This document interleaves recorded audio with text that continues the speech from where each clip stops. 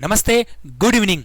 आज मैं बात करने वाला हूं आप सबके सामने एक ऐसे विषय पर, एक ऐसे टॉपिक पर जिसको जीवन में उतारकर सच्चे अर्थों में हम सच्ची सूरवीरता और सच्चे अर्थों में आज के जो काल चक्र का जो चक्रव्यूह है उसको तोड़कर अपने जीवन को सच्चे अर्थों में सिद्ध कर सकते हैं। तो मैं बात कर रहा हूं, आप समझ गए होंगे, मैं बात कर रहा हूं पांडवों में जो श्रेष्ठ युवा हुए हैं वो है अभिमन्यु। जी हाँ, मात्र 16 वर्ष की उम्र में दुश्मनों से रचे चक्रव्यूह को भेद कर सात महारथियों के आगे लड़ने वाला अभिमन्यु आज भी युवाओं का आदर्श है। और होगा भी क्यों नहीं, क्योंकि अभिमन्यु ने काम ही ऐसा किया है, अभिमन्यु ने जीवन ही ऐसा जिया है।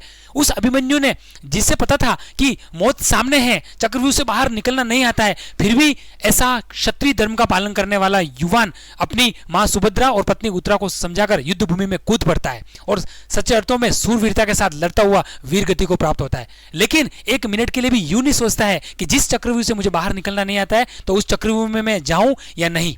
लेकिन उसके विपरीत अगर हम देखें तो हमारे युवा जीवन में आज के समय हम देखते हैं कि समस्याएं खड़ी होती है, परिस्थितियां हमें ललकारती है, कदम कदम पर संघर्ष है, और हम क्या करते हैं, उस संघर्ष रूपी चक्रव्यूह में लड़ने के तो दूर हम पहले ही उससे हार जाते हैं, घबरा जाते हैं। अरे ये तो मुझसे नहीं होगा, मेरे पास टाइम नहीं है, मैं ये नहीं कर सकता, मेरे पास रिसोर्सेज नहीं है। ऐसी छोटी छोटी बातों में हम हताश निराश हो जाते हैं। वैसे समय में सच्चे अर्थों में अगर युवाओं का कोई आदर्श हो सकता है तो वो है अभिमन्यु। जी हाँ, संघर्षों की समरभूमि में हमसे पूछो हम कैसे हैं, संघर्षों की समरभूमि में हमसे पूछो हम कैसे हैं, काल चक्र के चक्रव्यूह में हम भी अभिमन्यु जैसे हैं, हम भी अभिमन्यु जैसे हैं। जी हाँ, ऐसा अभिमन्यु जैसा जीवन हमें आज के समय में रखने की जरूरत है। वो अभिमन्यु जिसे पता था कि मुझे जीवन में अभी तो मेरी युद्ध की सही उम्र स्टार्ट भी नहीं हुई है, वैसे समय में अभिमन्यु ने उस चक्रव्यूह में वीर गति को प्राप्त किया है, लेकिन अपने जीवन में कभी हार नहीं मानी है। चक्रव्यूह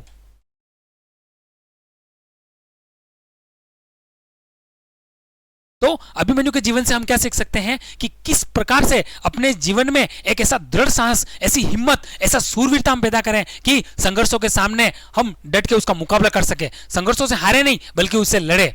और एक बात हमेशा याद रखें, परिस्थितियों से घबराना नहीं है, क्योंकि हमें दो चीजें याद रखनी है, एक मैं हूं और सामने परिस्थिति है। अगर परिस्थिति मैंने क्रिएट की है तो उस परिस्थिति से लड़ने की ताकत भी मेरे अंदर है। इसके लिए एक छोटा सा मैं आपके सामने उदाहरण रखता हूं। मान लो मुझे कोई एग्जाम देना है और उस एग्जाम के लिए मैंने पूरी मेंटेलिटी बनाई है और फिर उस एग्जाम का मैं फॉर्म फिल करता हूं। उसके बाद मैंने पढ़ाई स्टार्ट करी और पढ़ते जब एग्जाम का दिन आया और मैं मायूस हो जाता हूं, निराश हो जाता हूं कि मेरी तैयारी पूरी नहीं है, मैं एग्जाम को कैसे क्रैक करूंगा, इस कंपटीशन की दुनिया में किस प्रकार मैं एक सीट ले पाऊंगा, तो हम उस समय हताश और निराश हो जाते हैं। लेकिन उस समय एक बात याद रखनी है कि जब मैंने मेंटेलिटी क्या सेट करी, परिस्थिति क्या है, एग्जाम देना है और उसे पास करना है, और दूसरा कौन हूं, मैं हूं। अब उस परिस्थिति को किसने क्रिएट किया, मेंटेलिटी किसने क्रिएट की, मुझे एग्जाम देना, मैंने। फॉर्म किसने भरा, मैंने।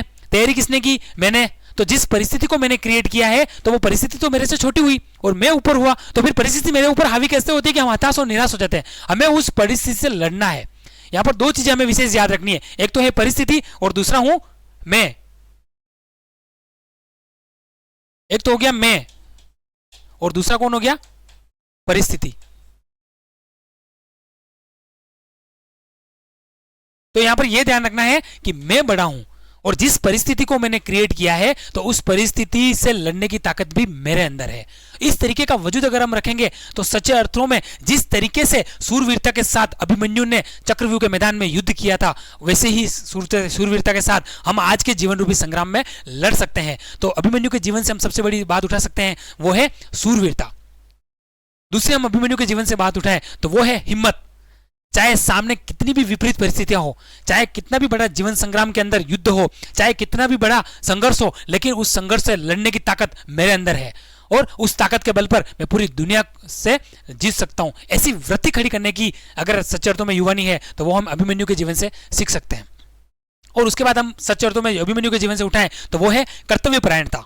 जी हाँ, अभिमन्यु के जीवन से सच्चे अर्थों में सीखने वाली बात है वो है कर्तव्यपरायणता। अब कर्तव्यपरायणता किस प्रकार की कि अभिमन्यु को पता है कि चक्रव्यूह के अंदर जाना है, आगे सात महारथी है। और हम सब ने ये बात हमने सुनी भी है, कथाओं में, कीर्तन में हम बात सुनते भी हैं कि जब अभिमन्यु अपनी माता के गर्भ में चक्रव्यूह में घुसना, अपने पिता के दौरान जो व्याख्यान चल रहा था उस समय अभिमन्यु किस प्रकार चक्रव्यूह में एक तरीके से एंट्री की जाती है वो सुन रहा था। लेकिन जब हम जानते हैं सुनते सुनते उनकी मां को नींद आ जाती है तो अभिमन्यु उस बात को पूरा सुन नहीं पाता है और अभिमन्यु एक तरीके से चक्रव्यूह को भेदना, चक्रव्यूह से बाहर निकलना सुन नहीं पाता है।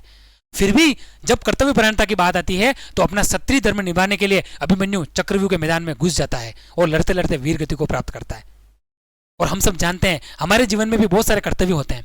मुझे अच्छा नागरिक बनना है, मुझे अच्छा पढ़ना है। जीवन निर्माण के लिए हम जानते हैं छोटे छोटे बहुत सारे हमारे सामने उद्देश्य आते हैं, कर्तव्य आते हैं, लेकिन उस चक्रव्यूह के सामने हम हार जाते हैं, थक जाते हैं। तो अभिमन्यु के जीवन से इस वीडियो के माध्यम में आपको यही बताना चाहता हूं कि अपने जीवन में सच्ची सूरवीरता खड़ी करें, सच्चा कर्तव्य निष्ठा खड़ी करें, ताकि हम सच्चे अर्थों में इस तरीके की सूरवीरता के द्वारा आज का जो जीवन संग्राम है उस युद्ध में हम लड़ सके और विजय पा सके। Thank you so much.